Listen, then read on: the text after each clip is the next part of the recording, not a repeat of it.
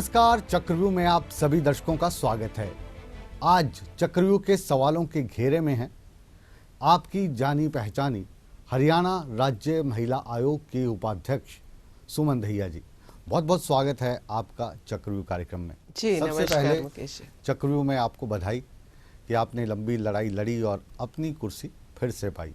जी thank खुश हैं you अब आप इस पद पर दोबारा आसीन होकर? मुकेश जी, मैं आपको बताऊं कि ये जो लड़ाई थी बेसिकली ये मेरे लिए कुर्सी की लड़ाई नहीं थी। ये ऐसा नहीं है कि मैं पद पे बने रहना चाहती हूँ इसीलिए ही थी। हकीकत ये थी कि इस पद पर रहते हुए महिलाओं के लिए जो काम करने का संकल्प मैंने लिया था जिस समय मेरी अपॉइंटमेंट हुई थी, तो ये लगा था कि एक ऐसा मौका मिला है कि शायद हरियाणा की महिलाओं के लिए जो काम आज तक नहीं हो पाया, और आधी आबादी महिलाओं की होने के बावजूद भी आज मैं ये मानती हूँ कि उन्हें वो सही हक और उनके राइट्स और अधिकार नहीं मिल पा रहे थे, कानूनी लड़ाई में वो पीछे जा रही थी।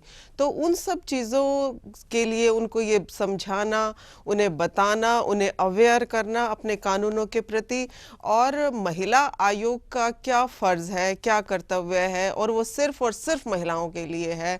तो ये बताने के लिए मैं कहूँगी कि जो काम करने की हमने चेष्टा की थी उसको आगे बढ़ाने के लिए ये फिर से जो बीच में रुकावट आई, हमने फिर से लड़ाई लड़ी, दोबारा से यहाँ पर पहुँचे, तो मैं कहूँगी इसमें महिलाओं की जीत हुई है। लेकिन आप महिला होने के साथ साथ जो समाज है उसके प्रति भी आपका दायित्व है। बिल्कुल। लेकिन सुमन दहिया एक ऐसी महिला हैं और ऐसी हरियाणा महिला आयोग की उपाध्यक्ष हैं जिनका संबंध कंट्रोवर्सी से लगातार बना रहा है। सुमन दहिया कहती हैं जो वेश्यावृत्ति है उसको लीगलाइज कर देना चाहिए। जी पूरा समाज आपके अगेंस्ट खड़ा हो गया था इस बयान को लेकर। मुकेश जी, इसमें मैं आपको बोलूँगी पूरा समाज नहीं। क्या होता है कि जब समाज में कोई बुराई नज़र आने लगती है और वो बहुत ज़्यादा नज़र आने लग जाती है, ये आप भी मानेंगे और शायद आपके चैनल्स में भी बहुत बार आया होगा कि जिस तरीके से अवैध धंधे हमारे हरियाणा में चल रहे हैं इस आड़ के पीछे वेश्यावृत्ति के रूप में, और बहुत ही बड़ा, अब तो पहले कुछ क्षेत्र होता था परंतु अब तो पूरा हरियाणा इसकी गिरफ्त में है। तो उसको देखते हुए, क्योंकि वे भी महिलाएं हैं, एक वेश्यावृत्ति का जो धंधा कर रही है महिला, वो भी एक महिला है, और उसके राइट्स और वो क्यों इस क्षेत्र में आ रही हैं, इन सब के पीछे एक जांच और उनके लिए एक अच्छा, ऐसा हम कहते पुनर्वास की योजनाएं जैसे सरकारें पहले भी बनाती हैं। की बात थोड़ी ना कर रही थी, आप तो कह रही थी कि जो वेश्यावृत्ति है इसको लाइसेंस दे देना चाहिए। मैं वही आपको पूरी बात कर रही हूँ। वेश्यावृत्ति की फेवर में हैं आप? मैंने आपको वही बात पूरी, मैंने कहा था कि या तो वेश्यावृत्ति को पूर्णतः बंद करें, इन अवैध धंधों को बंद करवाए सरकार, और अगर उनके कंट्रोल में नहीं है, नहीं बंद होते हैं, तो ओपन किया जाए। आपकी सोच है, उसी को तफसील से हम जानने की कोशिश कर रहे हैं, और जो हरियाणा की जनता है वो भी तफसील से जाने। आप कह रहे हैं अगर बंद नहीं कर सकते तो इनको ओपन कर दिया जाए, तो ओपन कर दिया जाए तो उसके मायने तो हम यही निकालेंगे कि सुमन दहिया जो हैं वो वेश्यावृत्ति के फेवर में है। जी बिल्कुल, मैं ये चाहती हूँ समाज में कोई भी अंग ऐसा ना रहे जिसको सिर्फ कहते हैं कि नाम नाम के लिए चला। वो महिलाएं जो इस क्षेत्र में जा रही हैं उनके साथ बहुत अत्याचार हो रहा है। वेश्यावृत्ति को तो जो हमारा समाज है वो अलाउ नहीं करता है ना। अलाउ बिल्कुल नहीं करता। तो मैंने भी नहीं कहा अलाउ करो। मैं ये नहीं कहती अलाउ करो, लीगलाइज करने का मैंने कहा है कि हुआ। आप देखिए फॉरेन कंट्रीज में जहाँ पर भी लीगलाइज है ना, ये तो हमारा हरियाणा है। हमारा हरियाणा भी, तो हमारे हरियाणा में महिलाओं को या तो वो सम्मान देना, क्यों पनप रही है, क्यों बढ़ रही है? तो वेश्यावृत्ति का लाइसेंस देके क्या उनको सम्मान मिलेगा? उन गलियारों में छुप के तो जाना पसंद करते हैं, वेश्यावृत्ति का लाइसेंस देकर। मुकेश जी, आंख की शर्म तो है, कम से कम हम नहीं जा सकते। क्यों? क्या वो महिलाएं हैं, उनके लिए क्या कर रहे हैं? मैं आपको कह रहा हूँ ना, ये हमारा हरियाणा है, यूरोप थोड़ी ना भी है मैडम। तो आयोग का क्या काम है? सब महिलाओं का कार्य करना ना। आयोग का काम वेश्यावृत्ति, आप क्या मानती इन महिलाओं के लिए किसी फेवर करना भी नहीं हो सकता? नहीं, मैं ये नहीं कहती आप फेवर करो, आप फेवर मत कीजिए, मैं नहीं कहती। मैं तो ये कहती हूँ क्या इन महिलाओं के लिए जो आप कहते हो पुनर्वास की योजनाएं बननी चाहिए, ये तो आप मानते हैं कि ये तो कह रहे हैं योजनाएं बनने, कंट्रोवर्सी नहीं होती। कंट्रोवर्सी तो आज भी नहीं है। मैं इस बयान को बिल्कुल ऐसा पलट नहीं रही हूँ, मैं चेंज नहीं कर रही हूँ। सुमन दहिया को जानते हैं हम, जो हमारे सामने बैठी हैं। कौन चला रहा है ये वेश्यावृत्ति के धंधे आपके अपने प्रदेश में, हरियाणा में?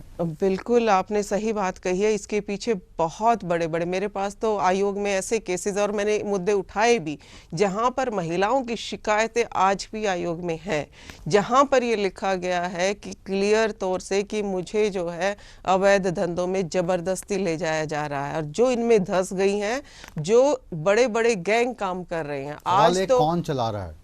चला तो हमारे आम लोगों में से ही कर रहे हैं। आम लोग हैं, कोई कुछ बाहर खास तो लोग नहीं। भी हैं हरियाणा के? खास लोग भी ये हो सकते हैं जिन्होंने इसको अपना एक बिजनेस बना लिया है। उन्हीं लोगों के बारे में जानना मैं चाह रहे हैं। उसी की बात कर रही हूँ कि जिन लोगों ने इस वेश्यावृत्ति को पैसे कमाने का एक धंधा और एक जरिया बनाया है, वो गलत है। ये नहीं होना चाहिए और इस पे रोक लगनी चाहिए। ये आपकी नज़रों में आए, आप इतने समय से महिला आयोग की उपाध्यक्ष हैं, बड़े बड़े लोगों में उठती बैठती हैं, कौन लोग हैं जो इस धंधे को पैसा कमाने का जरिया बना रहे हैं? हालांकि जो वैश्यावृत्ति का धंधा है शायद पूरी दुनिया का सबसे पहले धंधों में से एक है। शुरुआत इससे हुई बिजनेस की। जी। तो हमारे हरियाणा में कौन से लोग हैं जिनके चेहरे से नकाब उठना जरूरी है? कुछ हिम्मत कर पाएंगे उनके नाम बताने की? देखिए, नाम तो यहाँ पर किसी का मैं नहीं ले सकती इस तरीके से, परंतु सभी लोग जानते हैं। ऐसे लोग सामने यूं भी नहीं आया करते हैं कि हम कर रहे हैं, ये ओपनली इस तरीके की बातें हैं। तो मैं कहूँगी कि जो भी लोग इसमें हैं उन्हें दोनों तरफ से शय मिलती है। बड़ा नेटवर्क है, बहुत बड़ा नेटवर्क है, जिनके तार विदेशों तक फैले हुए हैं। नेता, राजनेता, ऑफिसर्स, किस टाइप के लोग हैं? इस टाइप की बात नहीं कह सकती कि भाई उसमें कौन है नेता या ये, ऐसा मुझे कोई नहीं मिला है कि जिसमें ये कहूँ। अब तो शरेआम जो बड़े शहर हैं, मैडम आपकी जानकारी में भी होगा, उसमें मसाज पार्लर चलाए जा रहे हैं। मसाज पार्लर के नाम से जी, बैंकॉक के तर्ज पर गुड़गांव में धंधे हो रहे हैं, फरीदाबाद में धंधे हो रहे हैं। आप अवेयर हैं इनसे? बिल्कुल अवेयर हूँ। क्या किया आपने इनको रुकवाने के लिए? ये भी बहुत बड़ा इशू उठाया था, ये गुड़गांव के पार्लर्स का ही उठाया गया था। हमने स्टिंग भी किया था, स्टिंग ऑपरेशन वो, लेकिन हमने किया। महिला आयोग इन चीजों को रोकने के लिए आज तक महिला आयोग ने कौन से कदम उठाए? सरकार ने कौन से कदम उठाए? कितनी बार आपके कहने पर पुलिस ने जाके वहां पे रेड की? महिला आयोग ने तुरंत इस चीज को संज्ञान में लिया था, और तुरंत संज्ञान में लेते हुए ऐसे जो मसाज पार्लर्स है इनको रोकने के लिए डीसी को, जो प्रशासन, क्योंकि हर क्षेत्र का इंचार्ज आप मानते हैं डीसी और एसपी ही, पुलिस में ले तो एसपी है या डीसी है, इनको तुरंत पत्र भी लिखा गया था और ये पूछा भी गया था, जवाब मांगा गया था कि ऐसे मसाज पार्लर कितने हैं और किस तरीके के इन पे धंधे चल रहे हैं। जवाब मिला? जवाब कैसे दे सकते हैं? मैं आपको फिर से वही बात कह रही हूँ कि बहुत बड़ी इसके पीछे सपोर्ट जो है एक दी जा रही है, और वो सपोर्ट जो दी जा रही है ये है कि जो हरियाणा के जिलों में डीसी या एसपी तैनात हैं वो आपके पत्र का जवाब नहीं देते और इस मामले को दबाना चाहते हैं। उन पे कोई या तो सामाजिक दबाव है या पॉलिटिकल दबाव है या फिर पैसे की माया है? इस बात को कहूँगी कि जो आसानी से जवाब देने लायक लेटर्स हैं वो तो आ ही जाते हैं, उसमें तो कोई समस्या ही नहीं है, परंतु जब उन्हें लगता है कहीं ना कहीं उनके ऊपर बात आती है तो उसका जवाब देते हुए तो हर व्यक्ति को झिझक होती है। तो कहीं ना कहीं मैंने जब भी कहा था कि जब तक ये धंधे बंद होने के लिए उसमें अगर कहीं ना कहीं शय सरकार की या उसके प्रशासन की या इनकी शय ना हो तो कौन सी चीज़ है जो आज तक आप रोक सकते हैं? आप गुंडागर्दी है जैसे आप मानिए, ये भी एक समाज की बुराई है, उसके लिए भी तो सरकारें काम करती हैं। चलिए हम आपकी पावर की बात करते हैं, आपकी कुर्सी की बात करते हैं। लाल बत्ती लगा के घूमती हैं आप, तो लाल बत्ती में जब हम किसी को देखते हैं तो सोचते हैं बहुत पावरफुल होगा, तो जब आप लिखती हैं किसी चीज़ का संज्ञान लेती हैं, उसका जवाब मांगती हैं, कितना असर होता है उसका? मिलता है जवाब आपको? जी बिल्कुल, ऐसी बात नहीं है कि जवाब नहीं मिलता। अगर वहाँ से जवाब नहीं आता तो मैं तुरंत वहाँ पर पहुँच जाती हूँ, उस अधिकारी के पास भी बैठ जाती हूँ, उसके दफ्तर में जाके बैठ जाते हैं। जरूरी तो नहीं अपने दफ्तर में ही मंगाना है, हाँ, कुछ चीजें ऐसी होती है वहां भी जाए। असर है कुछ इसका? असर बहुत है, और मैं ये मानती हूँ कि जिस तरीके से आपने देखा वो पहले का जो 1.5 वर्ष हमारा गया था पिछला, उस दौरान एक हरियाणा में ऐसा जज्बा और महिलाओं के अंदर एक ऐसा विश्वास पैदा हो गया था महिला आयोग के प्रति, और खुलकर महिलाएं जो हैं आने लगी थी, अपनी समस्याएं बताने लगी थी और अपनी सब तरीके के विचार शेयर करने लगे थे। परंतु मैं कहूँगी कि बहुत ही दुखद घटना थी वो, जब ये हुआ ये मैं इसलिए नहीं कह रही कि मेरी कुर्सी छिन रही थी, ये बात नहीं है, वो महिलाओं के लिए थी। और मुझे और भी दुख की बात ये महसूस हुई कि अगर ऐसी घटना कहीं और या किसी और जगह हुई होती तो पुरुष वर्ग आवाज उठा देता है, पर महिलाएं तो बेचारी ये भी नहीं बोल पाई कि जी ये क्या हुआ, हमारा आयोग क्यों हुआ। महिला बेचारी कह रही हैं आप सुमन दहिया, क्यों महिलाओं को बेचारी मान रही हैं? हरियाणा राज्य की जो उपाध्यक्ष हैं महिलाओं की, ये हम जानने की कोशिश करेंगे। एक छोटा सा ब्रेक लेते हैं, आप कहीं मत जाइए, हमें यकीन है आप जाएंगे भी नहीं, क्योंकि चक्रव्यूह में आज हमारे साथ सुमन दहिया जो हैं, हम यूं गए और यूं आए। लेकिन आप कहीं मत जाइए, रिमोट को हाथ मत लगाइए, बने रहिए, क्योंकि ये आपका पसंदीदा कार्यक्रम चक्रव्यूह है।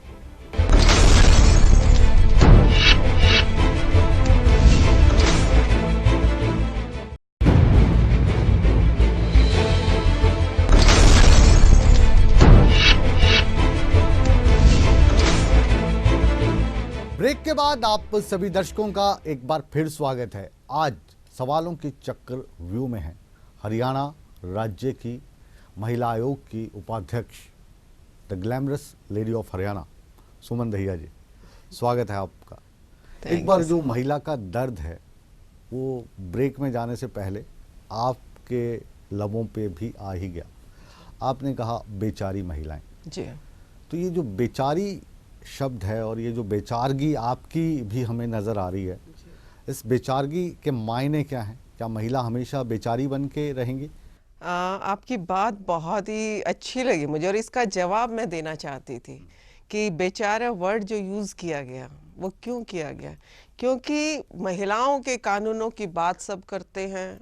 जब भी कोई इलेक्शंस आते हैं नेता सब बात करते हैं जी अब 33% कर देंगे, अब 50 कर देंगे, अब महिलाओं के नाम की। और सिर्फ एक आयोग जो कि नेशनल लेवल पे बनाया गया, केंद्रीय सरकारों द्वारा बनाया गया हर उस प्रदेश में, वहाँ पर भी सिर्फ और सिर्फ आयोग के नाम पर हम सरकारें जो हैं, कोई भी सरकार हो, वो सिर्फ नाम का आयोग क्यों रखना चाहती है? ढकोसला है क्यों रखना? वही मैं कहती हूँ, अगर सरकार ये चाहती है कि आयोग के काम से नहीं संतुष्ट है या उन्हें लगता है कि इसकी जरूरत नहीं है, तो इसको पूर्णतः भंग क्यों नहीं किया गया? क्यों कहा जाता है सुमन दहिया को हटाया जाए या पंचाल को हटाया जाए, इनको हटा दिया जाए? ये अन्याय तो हुआ सुमन दहिया के साथ और मैडम पंचाल के साथ जी। हम बात कर रहे हैं जो शब्द का आपने इस्तेमाल किया, बेचारी महिलाएं जी। अब बेचारगी तो ये चली आई है क्योंकि जो हमारा हिंदुस्तान का समाज है ये पुरुष प्रधान रहा है जी। लेकिन अब ये जो बेचारी महिलाएं हैं, इनमें से कुछ परसेंट महिलाएं ऐसी सामने आ रही हैं जो इस बेचारी शब्द का इस्तेमाल करके सामने वाले पुरुष को प्रताड़ित करने का काम कर रही हैं। जो अधिकार उनको कानूनन दिए गए हैं उनकी सुरक्षा के लिए, उनका दुरुपयोग हो रहा है। कानून दहेज का हो, कानून रेप के मसले का हो। रेप से शुरुआत करते हैं क्योंकि ताज़ा मामला हरियाणा में चल रहा है जी। एक महिला रेप का आरोप लगा देती है, मेरे साथ गैंग रेप हुआ जी। तो वहाँ पे आप भी पहुँचती हैं, पुलिस भी पहुँचते हैं, प्रशासन पहुँचता है, मीडिया तन जाता है, गैंग रेप हो गया, गैंग रेप हो गया। जो आरोपी हैं उनकी बात सुनने वाला कोई नहीं। ये कहाँ तक सही है? बिल्कुल मुकेश जी, आपकी बात से मैं सहमत हूँ, क्योंकि एक तो हमने जब भी कोशिश की हमेशा रेप के केसेस को हम ये चाहते हैं कि समाज में ऐसी बुराई रहे ना। जिस रेप की हम बात कर रहे हैं जो अभी रिसेंटली रोहतक में हुआ, इस रेप के भी दो पहलू। पुलिस कहती है कि जांच का विषय है इसके अंदर, मैं कहती हूँ जांच का विषय वो उस दिन हो गया जिस दिन सुमन दहिया वहाँ पे पहुँच गई, ठीक है। उससे पहले उन लोगों को गिरफ्तार नहीं किया गया था। जिस दिन मीडिया ने अपना पूरा दिन, एक और निर्भया रोहतक की, उस दिन उनको गिरफ्तार कर दिया। यानी दबाव बना। फेयर ट्रायल, हम ये नहीं कहते हैं कि जिन्होंने रेप किया उनको बख्शा जाना चाहिए था, लेकिन अगर कोई अपने सबूत रख रहा है, अपनी चीज़ों को प्रेजेंट कर रहा है, तो आपने तो उनकी बात नहीं सुनी, पुलिस उनकी बात नहीं सुन रही है, कानून उनकी बात नहीं सुन रहा, मीडिया उनकी बात नहीं सुन रहा, तो वो जो बेचारगी का शब्द था वो कहीं भारी पड़ गया कई लोगों के करियर के लिए। नहीं, अब इसमें आपको मैं बताती हूँ। सबसे पहली बात, क्या आप जिस लड़की ने जो कह रही है, कंप्लेंट दे रही है कि मेरे साथ ऐसा ऐसा हुआ, उसकी बात को इग्नोर तुरंत आज की डेट में नहीं किया जा सकता। उसकी बात को रखा गया है, मैंने ये नहीं कहा, रखा गया है, मैंने ये नहीं परिजनों कहा की बात को रखा गया जी। लेकिन जिन 5 लोगों पे आरोप लगे उनका भी तो परिवार है, उनकी मुकेश बात जी, को भी तो सुना जाना एक चाहिए। बात मैं पूछती हूँ आपसे, सिर्फ मुझे पुलिस ये बता दे कि क्या रेप हुआ है या डिनाई कर दे। अगर पुलिस ये कह देती रेप नहीं हुआ है तो मैं कहने के लिए तैयार हूं कि इंक्वायरी पहले कर लो, आरोपी बाद में गिरफ्तार कर लेना। परंतु अगर रेप हुआ है और लड़की उनका नाम ले रही है तो उसको अंदर रखना बहुत आवश्यक है, क्योंकि इंक्वायरी इसमें 1 या 2 दिन की इंक्वायरी नहीं है, इस इंक्वायरी में टाइम लगना है। और क्योंकि जो फुटेज और जो चीज़ें दिखाई जा रही हैं उन फुटेज को भी जांचना बहुत आवश्यक है कि कहीं ये मैनिपुलेटेड तो नहीं है। कुछ केसेस ऐसे आए हैं, हाँ। हम रोहतक वाले को साइड पे रख देते हैं अभी भी, क्योंकि मामला विचाराधीन है, जी, चल जी, रहा है। बिल्कुल। बठिंडा में एक से मामला आया था, जी। वहाँ पे रेप भी हुआ, रेप करवाया भी गया, महिला को मारा पीटा भी गया, लेकिन बाद में पता लगा कि ये सब एक प्लानिंग थी। और वैसे हिस्सों में कई महीनों तक जो आरोपी बनाया गया था जेल में रहा, बाद में इसका भांडाफोड़ भी हुआ। और बहुत सारे केसेस ऐसे हैं जिसमें ट्रायल ही नहीं हो पाता, महीनों सालों तक लटके रहते हैं। और ये मसला ऐसा है कि इज्जत का कचरा तो होता ही होता है, परिवार जो परिजन होते हैं उसके वो भी बर्बाद हो जाते हैं जिसके ऊपर आरोप लगता है, अगर वो झूठा आरोप है। इसमें मुकेश जी बात करें कि जो रेप की डेफिनेशंस जब भी लेते हैं, सबसे पहले आवश्यक है, मैं ये मानती हूँ कि देखिए दोनों पहलू तो हर क्षेत्र में होते हैं, सिर्फ महिलाओं के कानूनों को हम जांच पे रखते हैं, बाकी आप देखिए चाहे 302 का मामला है, चाहे और अन्य क्रिमिनल लॉ जितने बने हैं, तो मिसयूज तो और चीज़ों का भी होता है। हम आपसे ये जानना चाहते हैं, रेप कितने प्रकार के होते हैं, इसके बारे में थोड़ा सा हमें बताइए, कितने प्रकार के रेप होते हैं? क्योंकि प्रकार इसलिए पूछ रहा हूँ, कोई 5 साल के बाद महिला आ जाती है, कोई 10 साल के बाद आ जाती है कि 10 साल से मेरा रेप हो रहा है जी, 5 साल से रेप हो रहा है जी, शादी का झांसा दे के रेप हो रहा है जी, लिव इन में हम 4 साल से रह रहे हैं तब से रेप हो रहा है। मैं आपको बताना चाहूँगी कि कानून में एक बदलाव की बहुत आवश्यकता है, और उस बदलाव में ये आवश्यकता है कि जो रेप की लगातार हम देखते हैं कि आज महीने में इतने रेप हो गए, 6 महीने में रेशो इतनी आ गई, FIR इतनी कट गई, उन चीज़ों के लिए हमें आवश्यक है कि रेप को कैटेगराइज किया जाना वही चाहिए। हम पूछ रहे हैं, रेप कितनी प्रकार के होते हैं जी? बिल्कुल, फर्स्टली तो जो तुरंत प्रभाव से सामने आता है, जैसे कि आपने अभी गैंग रेप जो चल रहे, गैंग रेप हो जाता है, वो तुरंत नॉलेज में आती है, उसे पता है वो मौत से जूझ रही है। देखिए कोई भी रेप होता है उसमें ये मान लीजिए एक लड़की, मर्डर केस से कम नहीं है ये केस, रेप को मैं मर्डर केस से कम ये वाला जो केस है हमारी जनता जो देश की अच्छी तरीके से समझती है, जो दिल्ली वाला केस हुआ, हाँ, आप जानते हैं देश और दुनिया में किसी तरीके से कोई उसकी फेवर में खड़ा ही नहीं हो सकता, वकील भी उसकी फेवर में नहीं आया उनका केस लड़ने के लिए। बिल्कुल बिल्कुल। लेकिन जो हम बाकी कैटेगरीज की बात कर रहे हैं जहाँ पे रेप कम और ये जो हथियार महिलाओं को दिया गया है, ब्लैकमेलिंग इसमें ज्यादा नजर आती है। हम उन केसेस की बात कर रहे हैं। ब्लैकमेलिंग की ही बात आपको मैं करूं, ब्लैकमेलिंग कहाँ पर आ गई? जैसे कि हम वैश्यावृत्ति के कह रहे थे ना, बिजनेस बन गया, ऐसे ही इन चीजों को भी कुछ लोगों ने अपना बिजनेस बनाया। करोड़ों का बिजनेस चल रहा है ये, बिल्कुल चल रहा है। रेप का आरोप लगाओ, उसके बाद कॉम्प्रोमाइज कराओ, करोड़ों रुपए हथियाओ। बिल्कुल, करोड़ों रुपए सामने वाले की औकात पे डिपेंड करता है कि आप रेप का आरोपी बना किसको रहे हैं। अगर जितना बड़ा आदमी रेप का आरोपी बना उतना पैसा ज्यादा मिला। आपको तो मैं ये बताऊं कि हमारी तो नॉलेज में इतना तक भी आया है कि आजकल तो ये काम सरेआम पुलिस स्टेशनों में भी होने लगे हैं, जिसमें पुलिस अधिकारी भी इन्वॉल्व होते हैं, देते हैं, रेप का केस डाल देंगे। हाँ, यस, 2 मिनट में लड़की खड़ी की, जो उसने गवाही दी, बंदा अंदर जी, ठीक है। सुमन दहिया भी फिर जाएंगी, उसी लड़की का बयान सुनेंगी, जिसको आरोप को लगा होगा उसके पास नहीं जाएंगी सुमन दहिया। देखिए सुनना जरूरी है। हाँ। महिलाओं की बात नहीं सुनेंगे, आपको कैसे पता चले क्या सही क्या गलत है?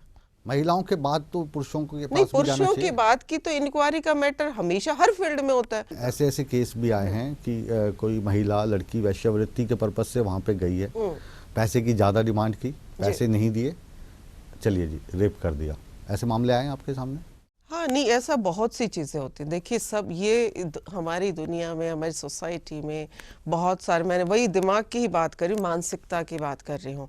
यहाँ पर इतने लोग हैं कि वो किस तरीके से माइंड को अप्लाई कहाँ कर रहे हैं वो देखने का हमेशा बार बार हम आप और हम एक ही बात कर रहे थे, जवाब हमारे पास एक ही होता है, मानसिकताओं में बदलाव। मानसिकता में बदलाव क्या?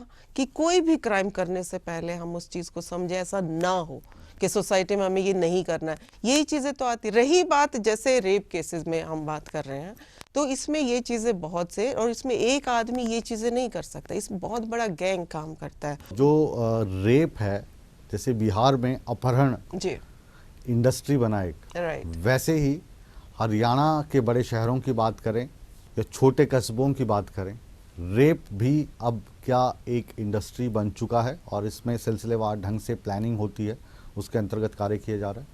वही बात कहूँगी कि रेप को देखने से पता लग जाता है कि तुरंत प्रभाव से हुआ है, लड़की की हालत देखने से पता लग जाता है। उस रेप को तो इस इंडस्ट्री में नहीं लगाया जा सकता, परंतु कुछ रेप जैसे कि 5 साल पहले हुआ, 2 साल पहले हुआ, या लिविंग रिलेशनशिप के केसेस, कई बार ऐसा होता है कि लड़का लड़की इकट्ठे रह रहे हैं, और आजकल तो क्योंकि समाज बढ़ रहा है वेस्टर्नाइजेशन की तरफ, और गुड़गांव जैसे जो कॉल सेंटर्स आ गए, बड़ी बड़ी इंडस्ट्रीज आ गई हैं, यहाँ पर लड़के लड़कियाँ बहुत बाहर से भी आ रहे हैं जो कि माँ बाप की निगरानी से बाहर रह रहे हैं, और लड़का और लड़की यहाँ तक कि इकट्ठे रहने लग रहे हैं। तो ऐसी स्थिति में जब वो इकट्ठे रहते हैं, तो जब तक वो कॉम्प्रोमाइजिंग स्थिति में एक दूसरे का सम्मान कर रहे हैं तो ठीक है, परंतु कुछ समय बाद किसी भी बात पे उनका कोई झगड़ा होता है या उनकी मिसअंडरस्टैंडिंग हो जाती है, तो उन चीज़ों को देखते हुए कहीं ना कहीं फिर वो बाद में जब रेप में कन्वर्ट होते हैं, तो उनमें हमें भी लगता है कि एक्चुअली ये रेप की जब तक वो ठीक रहे दोनों तब तक ठीक है, अदरवाइज हाँ, महिलाओं के हाथ में एक हथियार ऐसे है केसेस नहीं होने कि रेप का आरोप लगा दो, फिर वो खुद घुटने के बल पे चल के आएगा या मुंह मांगे पैसे देगा। ऐसा है। देखिए, मैं इस चीज को आपके चैनल के माध्यम से करना चाहूंगी।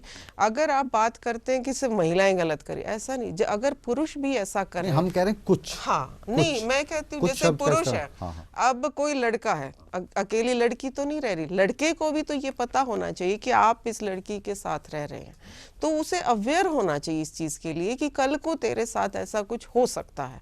तो वो इस चीज कंडीशन में क्यों नहीं अवेयर होता, और क्यों नहीं वो रिटर्न में या अपना कुछ ऐसा पहले से प्रिपेयर हो। ये पॉसिबल है बिल्कुल नहीं, उससे एक प्रूफ तो होगा ना कि कम से कम ये तो बात आएगी कि रेप में वो नहीं करना, एक सबूत तो उसके पास ये रहेगा कि भाई हम कंसेंट से रह रहे हैं, हम चाहे 6 महीने रहे, कहने को तो ये भी कह रहे हैं, कहने को तो ये भी कह रहे हैं कि शादी से पहले जो दूल्हा है दुल्हन है उनका टेस्ट होना चाहिए कि वो एड्स से पीड़ित तो नहीं है, लेकिन कितने लोग हैं जो ऐसा टेस्ट करवाने की मांग करते हैं। मैं वही कह रही हूँ, वैसे ये वाला प्रैक्टिकली तो पॉसिबल नहीं है, जिसको बचना है वो जरूर करवाएगा। अगर इतना खतरा महिलाओं से आज स्थिति गंभीर नजर आती है, या सभी पर आयोग पे भी सवाल उठ जाते हैं, चलते चलते ये बताइए कि महिलाओं से पुरुष वर्ग अब डरने क्यों लगा है? वही मैं कह रही हूँ, डरता है तो अवेयर हो जाए। पहले महिलाएं भी डरती हैं, ऐसी बात नहीं, पहले डरती देखिए नहीं, महिलाएं नहीं, आज भी मैं ये नहीं कहूंगी आपके चैनल के माध्यम से कि आज महिलाएं स्थिति में आ गई हैं कि सब कुछ ठीक है। महिलाओं के ऊपर बहुत अत्याचार आज भी हो रहा है, नो डाउट। इसमें मैं कहूंगी कि आज 20 से 25% रेशियो मैं मानती हूँ कि इतना अवेयर लड़कियां हुई हैं जो अपने दम पे अपना कार्य कर रही है, अपने ऊपर हुए अत्याचारों को बता पा रही है। लेकिन सच्चाई ऐसा है कि वो दोनों ही पहलू होते हैं, बस ये है कि थोड़ी आवाज उठी तो थोड़ा पुरुषों का दर्द दिखने को मिला है। तो मैं कहूंगी कि इस दर्द को दर्द ना कहें, इससे अवेयर रहे। कानून और ये सब चीजें सबके सामने है। मनोहर लाल खट्टर साहब इस कार्यक्रम को देख रहे हैं, चक्रव्यूह को, तो हरियाणा राज्य की महिला आयोग की जो उपाध्यक्ष हैं खट्टर साहब से क्या मांग करती हैं महिलाओं के लिए? मैं यही कहूँगी माननीय सीएम साहब को कि जो मुख्यमंत्री का ओहदा होता है वो समाज में एक बहुत बड़ा ओहदा मानते हैं, और प्रदेश का मुखिया होता है वो, हर कोई किसी भी से भी संबंधित है, चाहे किसी अन्य पार्टी से, पर मुख्यमंत्री तो वही होंगे। ऐसे में मैं कहूँगी कि ये जरूर देखें कि अगर कोई काम करने वाले व्यक्ति हैं जो समाज के हित में कार्य कर रहे हैं, तो उसमें कोई दूसरा पहलू नहीं आना चाहिए, उसे साथ लगाएं और प्रदेश को आगे बढ़ाने में उसका सहयोग लें, ना कि उसे काटने की कोशिश करें। बेबाक सुमन दहिया को आपने आज 2 महत्वपूर्ण विषयों पर सुना, रेप का विषय है या वैश्यवृत्ति का, और खुलकर बेबाकी से राय रखना सुमन दहिया का स्टाइल रहा है। लेकिन हमेशा की तरह सुमन दहिया ने हमारे सवालात का कितनी ईमानदारी से जवाब दिया, कितने सवालों की टाल मटोल करके उनसे निकलना चाहा, इसका फैसला हमेशा की तरह आप करेंगे, क्योंकि आप जनता हैं। आप हमारे कार्यक्रम में आई, हमसे बातचीत की, आपका बहुत बहुत शुक्रिया। बहरहाल आप कहीं मत जाइए, बने रहिए हमारे साथ, क्योंकि ईटीवी हरियाणा हिमाचल प्रदेश पर खबरों का सिलसिला हमेशा की तरह बदस्तूर जारी है। बने रहिए हमारे साथ।